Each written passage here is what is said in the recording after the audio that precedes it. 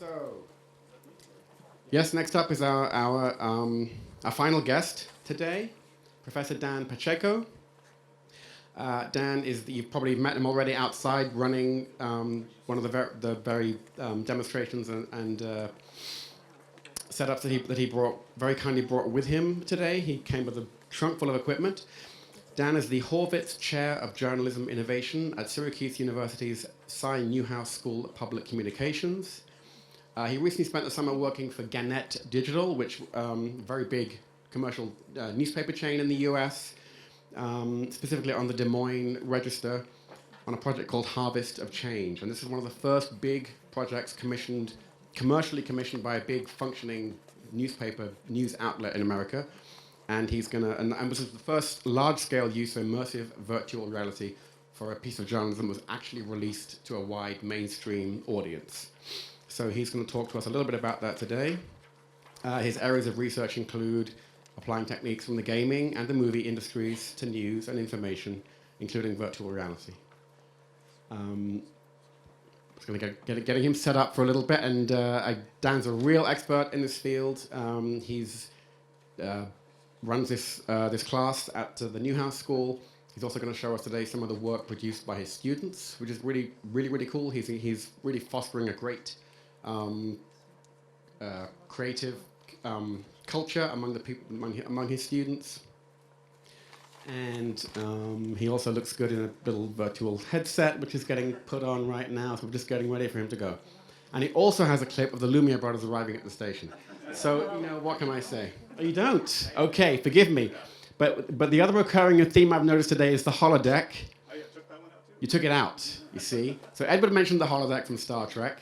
When we were having a drink last night, actually we were having several drinks last night, Dan said that he had this slide about the holodeck from Star Trek, but he'd taken it out because young audiences these days, when he puts up the holodeck, they go like, what's that? No one's heard of it, no one's seen Star Trek. Very sad moment. But anyway, I'm gonna let him bridge the generation gap and take it away. Thank you, Dan. All right. Thanks, everybody. All right, there I am. So I go forward. I'm going to breeze through a lot of my slides here because a lot of this has really been kind of covered today. We switched everything up, which is fine. But because I'm the professor in the room, which is something that still kind of makes me chuckle because I've only been a professor for 3 years. I worked as a journalist for 20 years and a product person. I'll give it just a very quick lesson, just to kind of give the way I see this. I think we're really looking at a whole new chapter in media, and it's not something that is going to replace everything that happened before. But I think it's important to kind of take a look at how things have changed. So what was chapter 1 about? It's all about one way. So you can go from Gutenberg in 1436. Gave us that printing press. Thank you, Gutenberg. And it wasn't for many hundreds of years later that we had any way of communicating any other form of media, which was in this case voice, with radio. And then you're looking at a few decades before we could send the first video, right? So you went from hundreds of years to a few decades. In chapter 2, we've lived through it in the last 20 some years. Well, if you count the 80s, it's 25 years ish. Going from CD-ROMs to the internet. I actually see the primary innovation with the internet not being so much about communicating information, but it was about being able to interact with people. That's just my own personal view. I think we kind of saw that come about with social media. And, I think many of us here have kind of lived through that. And as we now know, we're all living in a big washing machine in media. Everything is constantly turning over. We're looking at just, 20 years later, I really feel like this is now the third chapter. And I think beyond just virtual reality and augmented reality, all these buzzwords, I think it's about experience. They call it experiential media. 579 years after Gutenberg, and the fact that you can do these things, that you can maybe I think some of you tried the Google Cardboard, and you may have seen that you bring your phone out and you're looking at something, and then it says, "Oh, do you have a cardboard viewer?" Turn it sideways, and then put it on your head. That's all about jumping into an experience. And I think if we think of things in that way, that this is a new capability that it's not going to replace what we do now, but it offers people that next step to really jump inside. That's really exciting. And this is where, so I took my holodeck slide out, but this is still very much in the science fiction realm. I think this is about transporting consciousness elsewhere. That's a really, really powerful thing that has not, it's only been possible for really the last, 20 years, but it would make you sick. Now we can do it and it won't make you sick, very, very quickly. And the idea of presence that a lot of people have talked about. So for journalism, we can stop at just talking about what happened and take someone into the scene, like Emblematic Group and others are doing. Moving from taking 2D photos of 3D objects and actually scanning the structure, like Edward talked about. And then, of course, letting people interact in a scene where something happened. And I love the idea of interacting with other people or having that shared experience. I see that being big. And the person who really got me into this is Nani de la Peña. So I've known her, there's a couple others in the room here in former lives. And you may have heard this term, Engadget actually coined this, and I'm just making a big deal out of it, because she really is the godmother of VR for media in many ways. This is a picture of Nani in my office up at Syracuse, New York, where I teach. And I convinced her after going, this is about 3 years ago, I think. So right after, was it Tribeca or Sundance? It was after Sundance. She went to the Online News Association, and she comes and tells me, it's like, hey, I'm now doing this new thing. I'm no longer doing Stroom, which is a video project she worked on. That's how I got to meet her. And she said, yeah, and it's all about virtual reality. And I just kind of rolled my eyes and said, oh, yeah, I tried that back with the Mario Virtua Boy. It made me kind of sick. I get motion sick. I got car sick since I was a little kid. I don't know. She's like, no, you have to do this.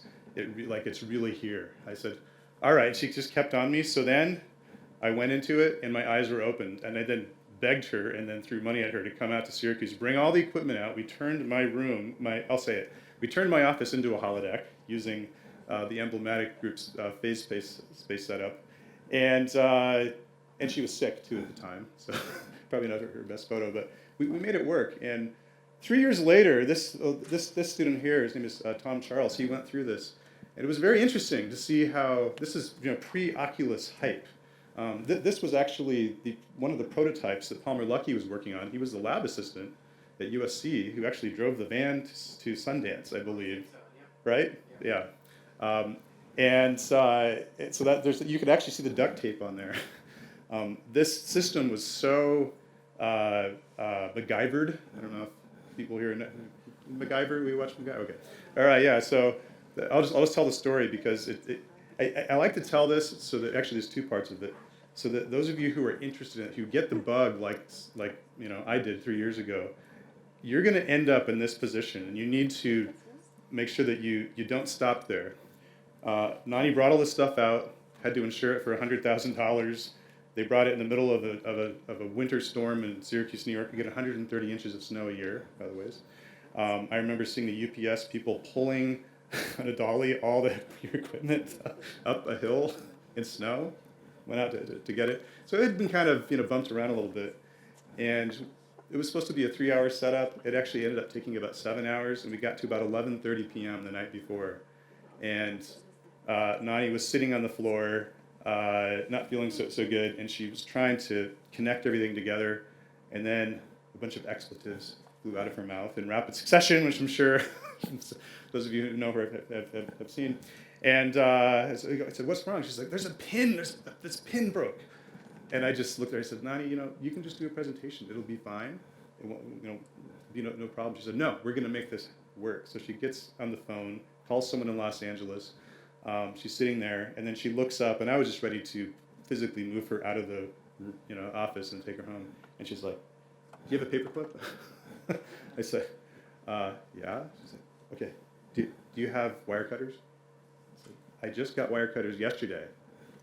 She cut the wire with the paperclip, put it into the pin, plugged it in, and it was like that scene in Empire Strikes Back where the Millennium Falcon finally gets his hyperdrive back.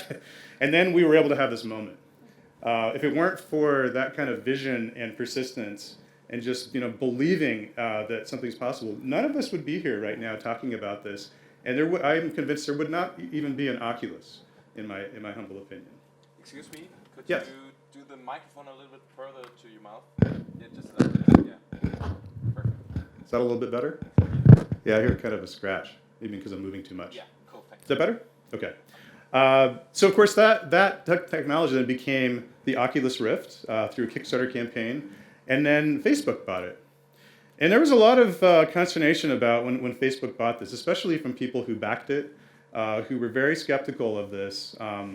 And when I actually looked through what Zuckerberg himself said, I actually got really excited about it. I was like one of the few who was just like, this actually could be pretty good, because he wasn't talking about games. He was talking about really what we're talking, the transferring people's consciousness somewhere else to, courtside seats in a game, virtual classrooms, consulting with your doctor. I mean, all these things that we're talking about now. I think Facebook actually saw it, so I'm very interested to see what they do with it. It is still on your Facebook. Sorry, that's my little joke.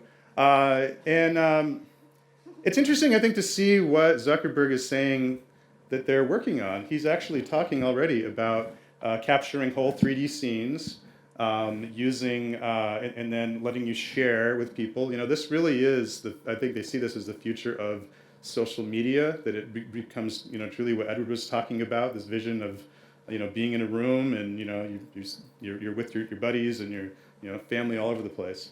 But that's not all it is. So, we talk a lot about Oculus, and then, the Samsung Gear VR, which you tried out there, that's Oculus. But there's some other stuff that's pretty interesting. So this has been referred to a couple times. I don't know how much detail I've gotten to it. This is a very, very interesting newcomer to the scene. It's a Steam, it's a gaming platform provider, announced just like about 3 months ago, I think, right? That they had, or maybe 4, that they were working on something called Valve along with HTC. And the people that I know who have actually tried this, who know what they're talking about and have tried everything else, they say this literally is twice as good as Oculus.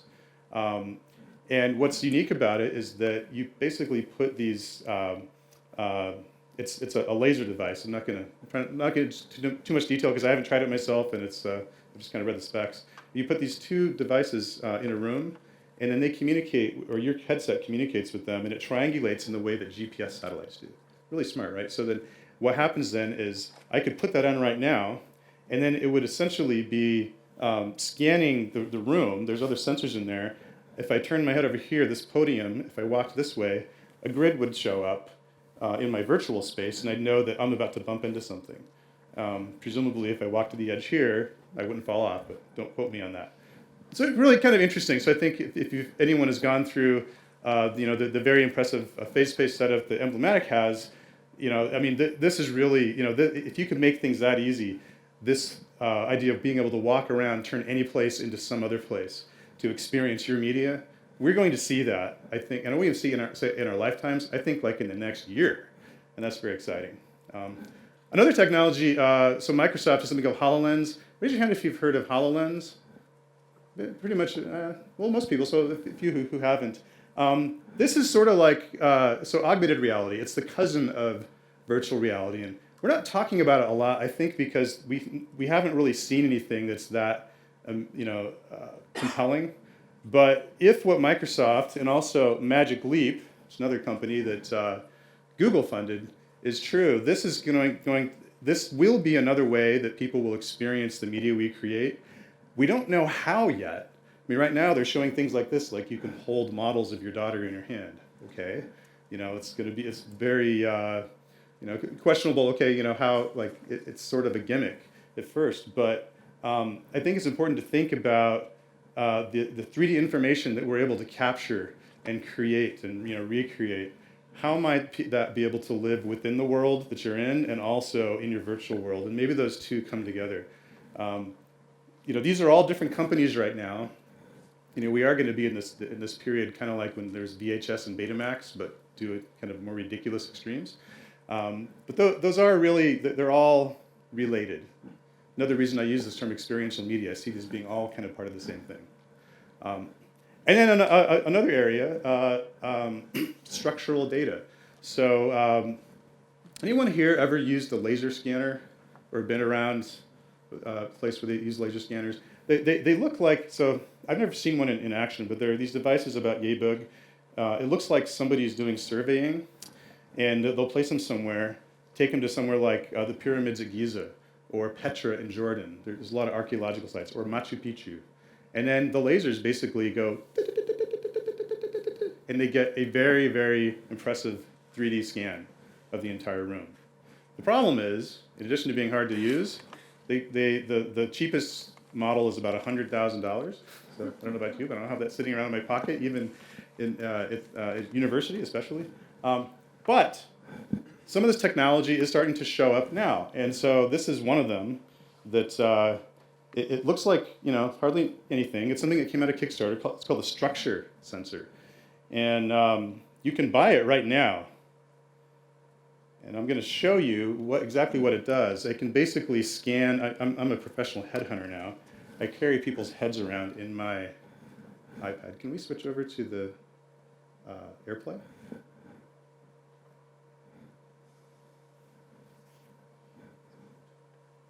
Is it? Do I have to do something? I have to do something. AirPlay, Apple TV. There we go. Okay. So a little $300, actually $200, $300 piece of equipment. It is essentially a depth camera, and it's sending infrared signals out. What it lets me do is scan people. So this is Dora's. I don't know if Dora's in the room. She may be outside. Dorothea. This is what I scanned. I did of her just yesterday. It's incredibly detailed. Now, there's something wrong with her hair. You can see I've got pretty much all of my students from my classes in here. I actually have them scan. It's called Scan Your Neighbor Day. And they scan each other, and then they can take their digital data to a 3D printer. They turn themselves, this is the way I teach them 3D modeling. They then import their images into 3D tools, and they turn themselves into something else. So one student turned himself into a shot glass, another turned herself into the Sphinx. Right? It's just kind of a way to get people started. Incredibly easy to do, and in fact, if anybody would like to be scanned, they can scan you right now. But very quickly, I'll show you another thing that is similar to what, oops, start over here. What Edward was saying would one day be possible, except now it's going to crash on me. Great. Restart the app. You've got to reboot the app.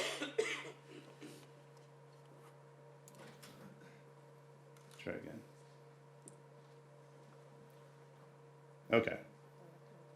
So I hold this up, and in real time, it's scanning you. So if you've ever seen the movie Tron, you can kind of do that now. Digitizing, we're creating a real 3D model, and the way it does it is by sending infrared signals out that then bounce back as full structural data. Sometimes it loses tracking. Now what you're going to see here is not going to be quite as accurate as what you saw with the heads, but I mean, look at how much I can actually move through this model now in real time. So I show this not so much to say, well, this is a tool that we could use today, but when I think about how this is something that came out of a Kickstarter campaign and it's only $250, okay, where this is going to be 5 years from now, this is kind of like what my job is. Thankfully, I don't have to go off and make money on things anymore, but I'm out there just trying to figure out how is this going, what does this mean for the future of storytelling?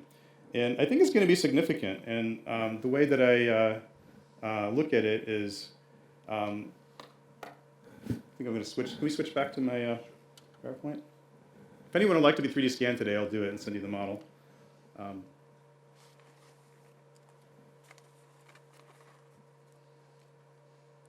I think this is the future of photos, potentially even for longer term, the future of video.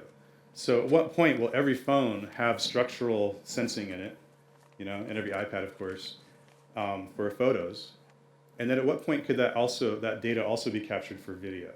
I think there's some processing power issues in there, maybe some issues with physics, I don't know, but I know there are very smart people who are thinking about this. And in one way, it is going to affect your job and my job. And I think now is the time to start thinking about, well, what does that mean for our content? So I've been using this term, I may regret this one day, but I call it transferred reality. The fact that we can capture, or reality capture an environment and then an experience and then transfer that to someone else. This is very powerful. I was talking with the group last night about how this Trayvon Martin recreation that Emblematic created. What I find most interesting about that is that like many people, any kind of story you read about that people sort of obsess over when there's not a lot of details, you're actually creating a virtual version of that in your head. And you're imagining what happened, right? Now it's possible to take what's in your imagination and transfer it to someone else. And that's going to have profound effects, I think, on society, not just on media. Depth cameras, whether it's depth cameras or laser cameras, pretty powerful. This is actually what a Kinect sensor can see. So I don't have the video up right now just for lack of time, but we've done other things with this at the Newhouse School. We just put up a 48 megapixel interactive media wall that actually emerged from a discussion that Nani had with a guy named Lauren Covington in Syracuse when she came out. And because it can see you, then we basically do Tony Stark / Tom Cruise Minority Report type stuff. So I think all of this is really related. It's not just about virtual reality. Going to skip over that. So I want to talk a little bit about, but going back to virtual reality. As Jamie mentioned, last summer I went to Gannett, the publisher of USA Today, and about 200 other U.S. newspapers and broadcast stations. And I'm actually going back there again this summer to work on something. It was kind of funny, like Edward mentioned. So Google Glass, we don't talk about it anymore, and it was kind of a good 1.0. I was actually hired initially as a consultant to help them come up with some apps for Google Glass, and sign a little contract. And then they asked me to come for a planning meeting, and it just so happened that the Oculus Rift showed up at my doorstep. So I brought that along, and at the hotel room, I plugged things in and tried it. And I was like, oh my God, this is really incredible. And we had a whole planning meeting talking about what we're going to do with wearables and glass, and then the last minute, I then brought the new product development VP, Mitch Gelman, over and said, I have something else you may want to look at. And he put this thing on, and he took it off and said, we're not doing anything with Google Glass anymore. We're going to focus on this. We're going to do it big. And they put a ton of resources out. I said, okay, great. So they caught the VR bug. And I know that there are some of you here who, I could see it in your eyes. One of you is going to be up on this stage probably next year talking about what she did. And that's what I really want to show you is what I was able to do, really just with a little bit of inspiration and a lot of my own time, and sharing things with people. Nani was very gracious in sharing everything with me, so I now share that with everybody else. This is the project that emerged from that. There we go. The Des Moines Register partnered with Gannett Digital to create a unique virtual rendering of the Dahmen Farm for viewing in the Oculus Rift, a virtual reality headset that makes viewers feel as if they are part of the experience. Starting with aerial imagery plus photos and video of the farm, the Gannett Digital team used a video game platform called Unity to recreate the farm in 3D. The team also partnered with Total Cinema 360, a New York City film company that used specialized cameras to record audio and video in 360 degrees. Many of the textures in the 3D experience came directly from photographs captured by the Register. The finished immersive experience takes viewers on a virtual tour of the Dahmen Farm's shop, the site of the original family home that now serves as the nerve center of its business. Exploring the 3D landscape reveals a dozen 360-degree video segments, plus historical and current photos that tell how the family, like all Americans, faces challenges in a changing America. So that's what we focused on, and looking back at it now, it's kind of interesting being up here. I'm not a documentary film person. I come from journalism and was a new product person, but really this was an experiential documentary. And going into the project, they kind of chose the topic, and I remember my first question was, are you sure you want the first large-scale commercial journalism project to be about a farm? And the response I got was, it was kind of interesting. Mitch told me, well, we want to create news for the Minecraft generation. What are kids doing in Minecraft? Well, besides the ones who were hunting zombies, I have 2 little girls. Guess what they're doing? They are farming in Minecraft. And so that was kind of their thought. They wanted to create something that was really relevant to the 3D generation, because that generation of Minecraft builders are going to recreate our physical world. I'm just convinced of it. When you see what they make, it's just making beautiful structures and environments, and imagining their world. And it was a really amazing experience for me, because we started out focusing on, okay, virtually recreating this scene that existed in real life. It was just straight up transferred reality. To capture this place. Initially, we looked into how we might scan it. Looked into laser scanners that proved to be just untenable at the time. And so we ended up bringing a 3D modeler in who came from Electronic Arts, a guy named Ray Soto, who actually just recently spoke with Nani at ISOJ. And this here is kind of, it's a little bit hazy, but there's a tractor in that scene, and he spent 3 days just recreating this tractor. It was like, hanging out with someone from Pixar, a real joy.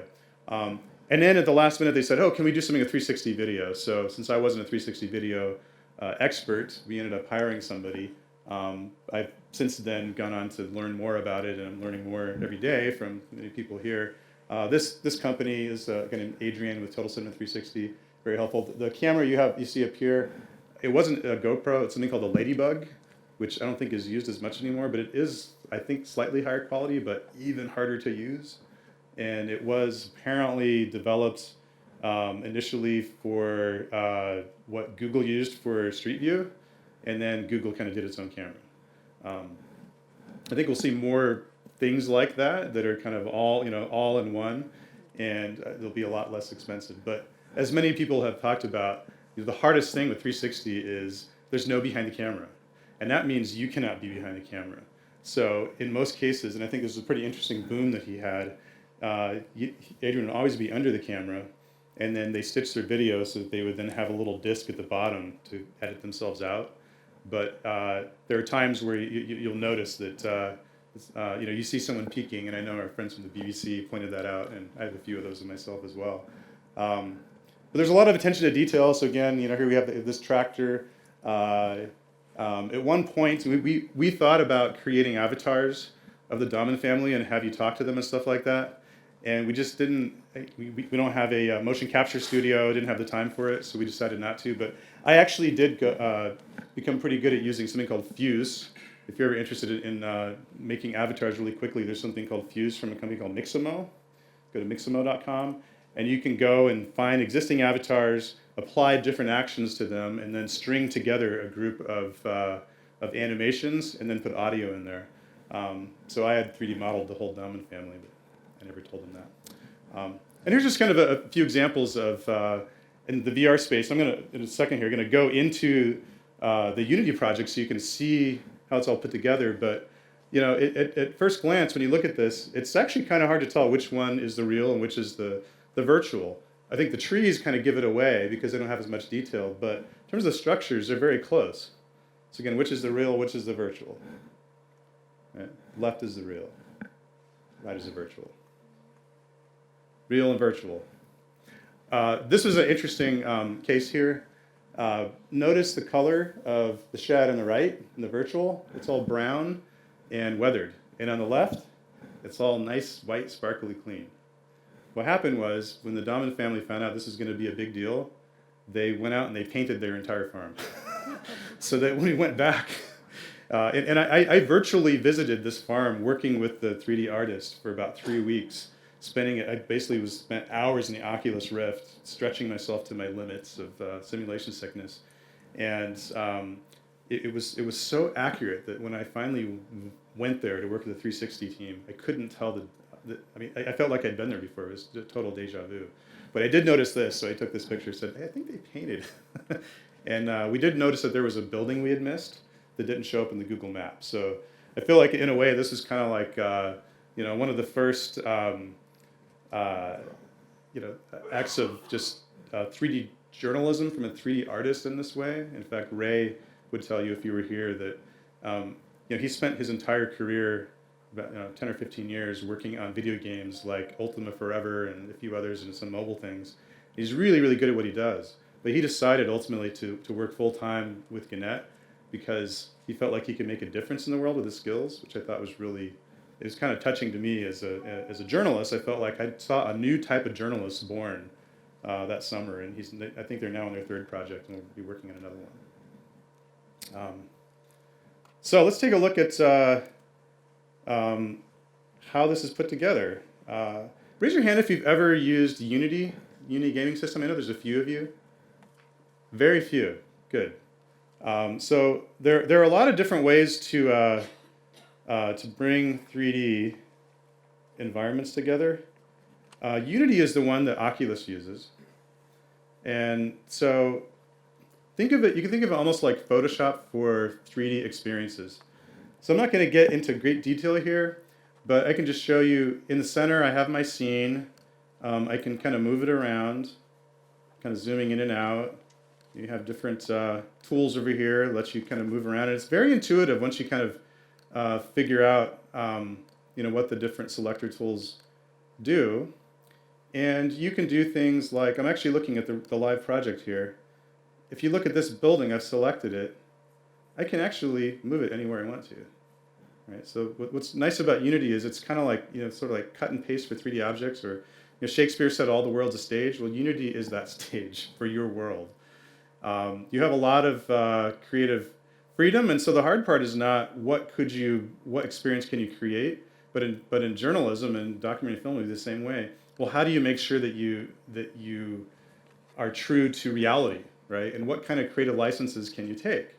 So I can tell you one of them that I wasn't quite sure of is, did we have the rights to 3D model some, not so much these buildings, although that can be a problem with certain iconic buildings. You actually need to get check with copyright to make sure that it hasn't been copyrighted by an architect. But this tractor here, it's not a John Deere. I forget, it's some Japanese company. Okay, that's it. It's the Magnum case. I actually wasn't sure. We had to have a discussion about this. Did we have the rights to basically reverse engineer the 3D model for the tractor and then to put the logo on it? And it really also came down to talking with the lawyers about, okay, could Gannett get sued for doing that? Would they need to get the rights to it? It's like interesting. I think because it was journalism, there was some, in the US, First Amendment protections around it. But country by country, that could change. So like there's some new types of ethical and legal considerations you need to make with these kinds of projects. So on the left, you basically have all your objects, and you can very quickly kind of zoom around. So here's some cinder blocks that we can find. Here's our bales of hay, and we did have an issue actually with the bales of hay when I went to the scene. This is the one really good use of Google Glass I've ever found. I put Google Glass on, I put it on record, and I walked through the entire Dahmen Farm scene in a predetermined route and looked at everything, and I would hold my hands out to check for scaling. And we noticed immediately that the hay bales were too big, that they were like about here and they needed to be here. So then Ray had to go in and basically resize them. But the nice thing with Unity is things like resizing are super easy. So actually the hay bales are all kind of tied together, but let's say this truck was too big. You can just very easily take it, make it bigger, smaller, right? So it just kind of look like something you could do yourself. This is kind of what I'm trying to get across. Anyone scared by this? Does this look, I mean, it's like playing with Tinker Toys. And Nani's the one who kind of showed me that. She's like, you should look at these Unity tutorials. You can do this. Another nice thing about it is that, let's see here. Sorry, I gotta zoom this down. If you're not a 3D modeler, Unity has what they call an asset store. And in this virtual reality storytelling class I'm teaching, there's only one student in that class who knows anything about 3D modeling. Interestingly enough, he's also an origami expert from the age of 8, which I find fascinating. He thinks in 3D, but the rest of them, they were all concerned that they're like, I don't know how to make something look that good. I said, that's okay, because you can go to this asset store and find all kinds of assets people have created. So if you go into 3D models here, you can see there's, you want some electronics. Here's, looks like a flashlight somebody created, costs $5. You can buy electric fuse box for $2. In a lot of cases, they're free. And so just if you want to learn about how to start creating your own interactive environments, and even putting them into an Oculus Rift, which is like the easiest part of all, by the way, you can get started today. And the software is completely free. So where do you get it? Well, I'm not making this a Unity commercial. Actually making it a VR storytelling commercial. So if you go to the site, I believe that the doc forum folks sent that email out with this URL. If you go to vrstorytelling.org, it's a site I set up initially for this class that I taught. It's called Virtual Reality Storytelling for the first time in January. But I decided at the very beginning, all the information in there, I was going to Creative Commons license. So anything that's up here, you can use. You can use it for your own stuff. It's basically Creative Commons attribution license. And if you have something that you learn that you want to share with the community of VR storytellers, I'll give you a login. You can then log in and start posting your own things. So I started doing that with the students, and I'm kind of extending that out to others. But if you go to the site now, right at the top, I've got a link to Unity 3D.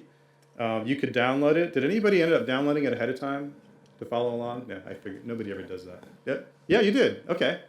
So you could actually be following along right now. But if you go to Unity, the version that all the tutorials I have in here it's 4.64, I believe. But Unity 5 is almost exactly like Unity 4. It just works better. And it has a really exciting feature on it, which is WebGL. Anybody know what WebGL? Yeah? What's WebGL? Could you describe it for people? Well, 3D running in the browser. Exactly. So 3D running in the browser. What that means is you can essentially, in Unity 5, go to the File menu, Export, and you can then create a web page just like this. So here's Dorothea up on a site called Sketchfab. Actually have all of my models up in there that I upload. And there's no plugin or anything required there. So what does that mean? Thinking beyond just things like, which headset are people going to use, and what's, like how many people are going to put these things in their heads? Well, you don't really need to, don't assume that that's the only way that people are going to find this content. Because what I can show you here, all of these experiences that I'm going to bring up from my class, they load right within a web browser in addition to as a standalone app. The Blue Marble, a fragile oasis. So this is from one of my students. These are just some of the names astronauts have used to describe Earth. Exploration of space first began with the launch So of the I'm moving my Soyuz mouse around just as if it were that was my head. From right? there, humanity's reach has extended This was all done in beyond Unity. Earth and outward into the solar system and the universe. Join us as we explore the So it's still an origins immersive of experience, but it's 2D. And so you can do 2D, something that someone downloads. It can be embedded in a web page. And then there could also be an option to jump inside with your headset or, put your cardboard kit on or whatever. And I think that anyone who's working within 3D is kind of thinking of things in that way, like, how is someone going to start? How do we get them hooked? And then how do we then get them to immerse themselves? This here, then, he basically took all these 3D models from the NASA website, and he uses this kind of like what we did with Harvest of Change. Instead of being on a farm, you're in an Air and Space Museum in some kind of a spaceship. And there's little signs here, so I can go on the International Space Station. I can go see the space shuttle. Oh, looks kind of cool. Let's go see the space shuttle. So he's got a space shuttle here. Got some nice music in the background.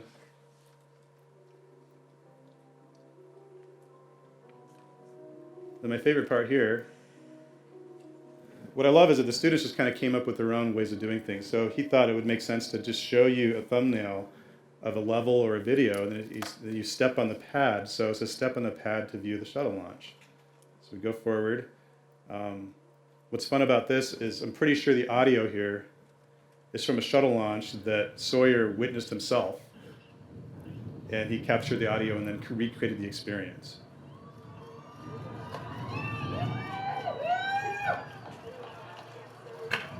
This is really cool in the Oculus, by the way.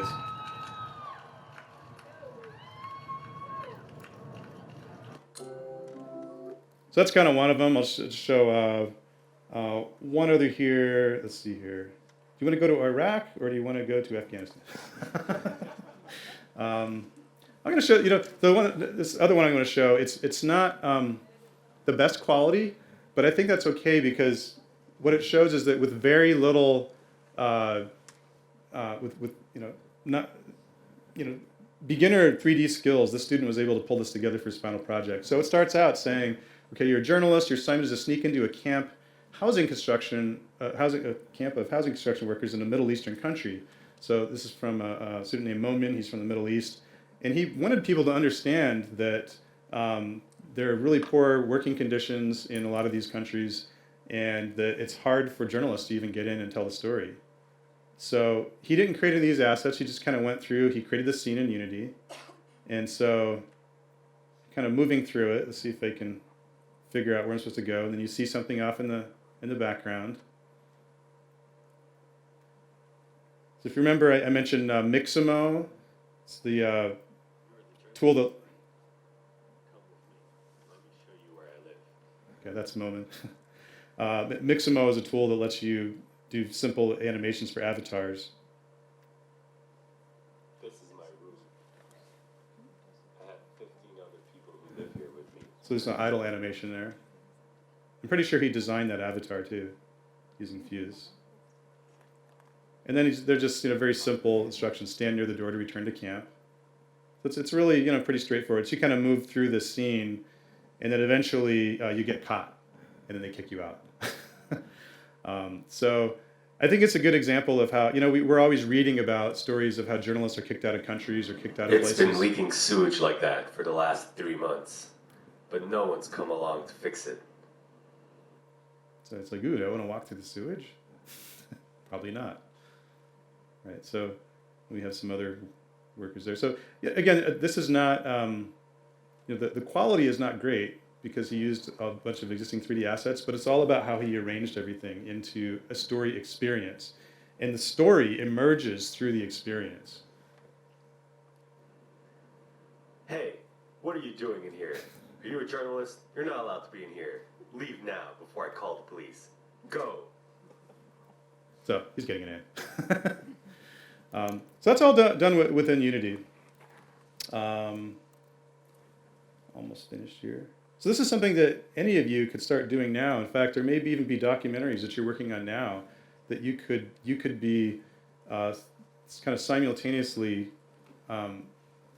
thinking about in an experiential way, which I think is really. Nani herself comes out of a documentary film background, and I think she would probably say if she had the resources, she'd probably do both, creating documentary films and creating these kinds of experiences. I've been thinking a lot about other types of stories that could be experienced. Environmental stories, I think, are a real kind of a gold mine for content. I'm actually working on a way to show what coastal flooding will look like in different parts of the world. One great thing about Unity, just like in any sort of, it's not exactly open source, but there's a big community very similar to many open source tools around Unity. And there are a lot of plugins that you can just download that do other stuff. One of them is called Real World Terrain. Once you get that plugin, which costs like $60, you can put coordinates for any place on Earth, and you get the terrain. You even get placeholders for buildings sometimes, and you can then use that to then recreate what that place might be like. So what we're going to be doing is take several coastal areas that maybe even in some countries we know will disappear according to some climate studies, and actually let people see that. We'll then take the next step and actually working with some PhDs who want to have people who have different preconceptions about climate change, believe it, don't believe it, have hope for the future, think that we're all screwed, that kind of thing, and then have them go through the experience and then measure their responses to future climate stories, and then have a control group that didn't go through the experience. And my hypothesis is that those who experience this feel like they were there, right? It's all about the presence. That they will have a tighter connection to that, that content, and it'll be harder for them to ignore it. So that's how I look at it as a journalist. Also science and medical stories, obviously, and then 3D data visualizations.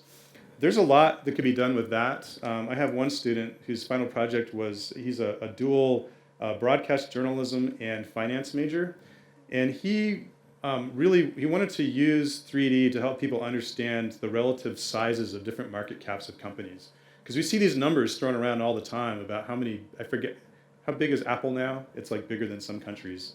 Is it in the hundreds of billions at this point? It's very big, and so then you have a company like General Motors.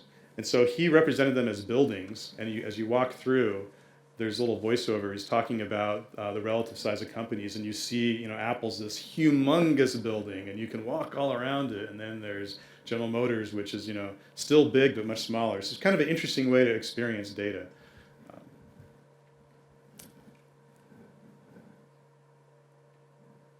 So how do you get started? I mentioned, with me, I talk to Nani.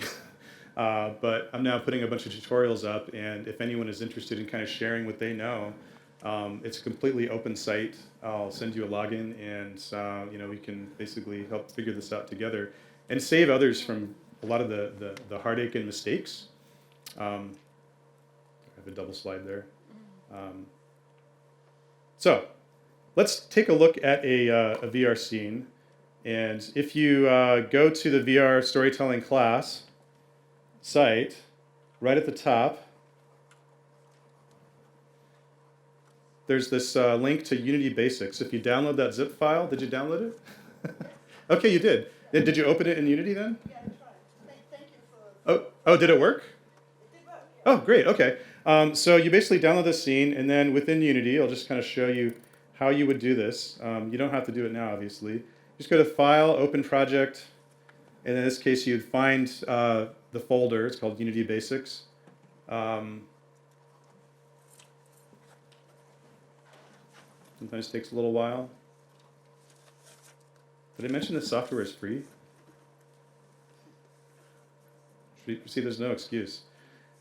It's a very simple scene, and basically I have some terrain here that I've modeled. I have some water. Notice when I select the water, I can raise it and lower it, which is why I know that modeling coastal flooding is going to be cake once I have the data, right? And then there's a little boat in there that you can see. And further over, I believe there's another little rowboat. So all of these are just assets you see on the left. So I've got trees, right? This here is the controller. And it's called the first-person controller. Looks like a little pill. If I push play,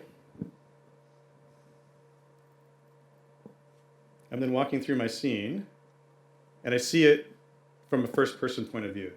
There's another type of controller you can use called I think a character controller, and you would see like a Mario type character in front of you. Right? This whole scene took me about 10 minutes to make. It was pretty easy. You can then also bring audio into it. So I don't know if I have any audio I can pull in. I think that I went to, let's see here. I think I actually do. Give me 1 second. I don't have one. But if you wanted to bring some audio up, if you go to the VR storytelling class, there's a little link here for resources. I have a few links to sites with free sounds. So freesound.org is one really good one. SoundJ is another, and you may know of others. You could also go and, of course, record your own NAT sound and then turn that into WAV files or MP3s.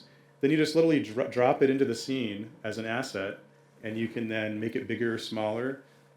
Someone who went through one of the demos was asking about how would you create the experience of 3D audio, because there are now these 3D audio recording devices. Anybody used one of those before? They're pretty cool looking. They look like just like a sphere, and they're capturing, I think, 7.1 audio.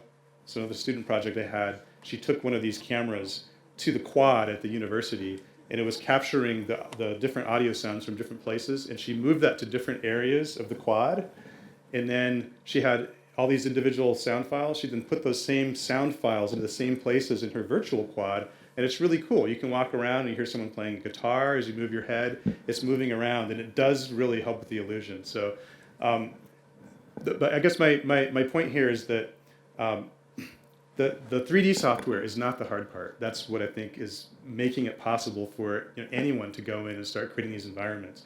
It's all about getting the right content, figuring out what stories you want people to be able to experience, and then thinking through the story in a way that allows people to discover the story rather than you controlling everything. I have a colleague in the film department at Newhouse named Keith Giglio, who's a screenwriter for years. He also wrote for video games.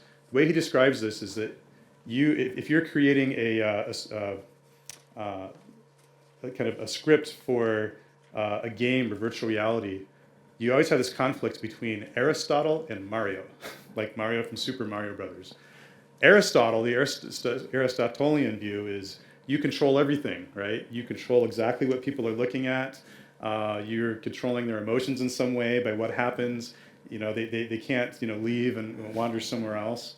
And that's what we're all familiar with. And there is a place for that. You can put people on rails, is what they call it, within something like Unity. And it's like being in a Disneyland ride and you're kind of moving around. But you still have Mario. Your head is Mario. You can look around. You get to choose what you see. And then, if you're not on rails and you're just kind of free form, then it's full on Mario. The challenge then is, while of course you're giving people what they want. People want control in these experiential forms of media, but they don't want to miss the whole story. So if you actually go through Harvest of Change, one thing you'll see is that we built some gameplay into it, so that as you're going through, there's basically all these different videos. There are about 7 of them throughout the entire scene. And when you leave one, then you see a little scoreboard, and it shows you that you've seen 1 of 7 videos and 2 of 7. And then there are also some other things that you can find to find some historic photos. And when you get them all, then you get a prize at the end. I don't know that many people have actually tried the prize, but in case you're interested, and you can do this on your computer too, I can send the link out. There's a Minecraft version of the Diamond Farm. So if you're a Minecrafter, there's your candies. So actually, last thing I want to do, just for fun, since we had a 3D scan, is how much you pull 3D data in. And again, I feel like these scans, they're not really that amazing just yet, but think ahead to when they are. I think this will be a new storytelling tool. So I have Doro, who I had scanned. I'm going to import her into my Unity project. So there she is, which is going to be kind of weird because it's just her head. So now I have that 3D object, right? So this, think about, like, is this really virtual reality anymore? Because this is real data from a real person that I pulled in. And I think that what we'll see over time is that this information will get more and more real. We're going to see a blending between what we see as right now just the video, the reality and the virtual reality. We can get structural data into cameras now. Like this, these are all kind of moving together. So I have her there, and then a texture map is the next thing that I need. So the texture map is basically like the wrapping paper of her skin, and the way that it imports is it has 3 different. Oops. Oh, I have to import this here. There are actually 3 different objects that make her up here. So I kind of select each mesh, and then drag that in, drag that in, drag that in, and now I have a complete 3D model of Doro on the beach, right? What might you be able to do with this? One thing that I've been working on is I visited with an artist in Fort Lauderdale. Actually, now we can walk around here. It was George Gatson. Well, she's really small, right? But there she is. Let's make her a little bit bigger. And I thought, well, okay, I wanted to find out what could I do with these, very simple 3D scanners in a journalistic way. And I ended up scanning him. I interviewed him then on audio, talking about all of his sculptures. I then scanned his sculptures, and then I recreated virtually the entire gallery that he had. And pretty soon here we're going to publish something called the George Gatson Experience, and it's basically a kind of a up close and personal sit down interview with this artist, and you're in his virtual gallery. So those of you who are interested in ways to make money off this, he pretty much said that's something that he would pay money for. He thought it was so powerful that he could finally have a way to, even just for sculptures that he was working on spec, he could scan them, send them to people, and they could then experience them, and it would actually lower his costs. It's very interesting. So this technology is going to change a lot more than just film and media. It's really going to change everything. And the exciting thing is that the tools are there, so there's no excuse now. You all now have to then join the immersive journalism and whatever you want to call it movement and get on the train. Get on the train. So thank you very much.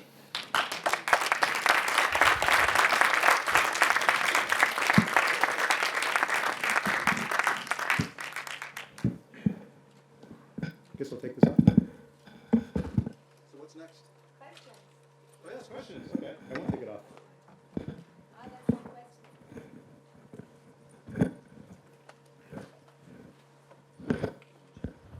Apologize for all the scratching. I'm not used to these. Can you hear me okay? Yeah. Any questions? Everybody just wants the drinks now, right?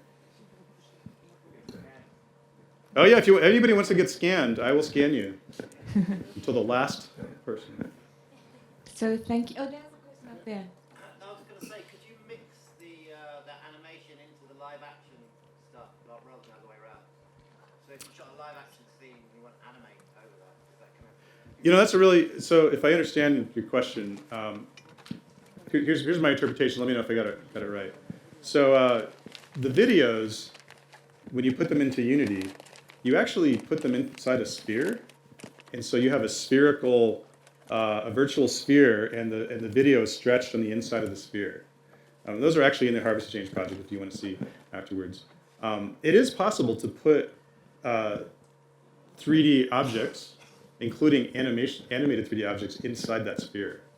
I haven't seen anyone do this yet, and I think it would be kind of weird, but it would be interesting to have a video where you're seeing things, maybe kind of a background scene, and then have some computer animated models in there. Maybe Edward's done it because yeah, for the Shakespeare piece, part of the scene that we shot was somebody was reading a letter and it had other characters hidden behind a bush, and because we did it in the green screen studio, we had to put in a bush in afterwards. And you've got to make sure you've got your calculations correct with the way that the content is morphed, the way that it's kind of stretched out, right? But it's perfectly doable. Mm-hmm. Sure. And I think you could also put controls in there that could be 3D, so like play, rewind, pause. We haven't talked about this much, but natural hand-based navigation will be coming to these headsets, so people won't be using game controllers.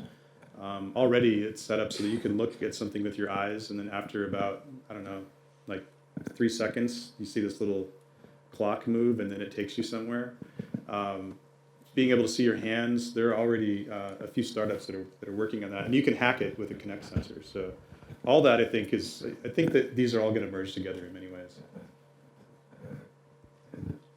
Right. Got a lot of driving everyone crazy with this. So thank you so much, everyone, for that great day and your time and all the coming along here. And especially a huge thank you to James Pellet for stepping in for Nonny, doing a fantastic job, being our host today. I think everyone owns a big applause.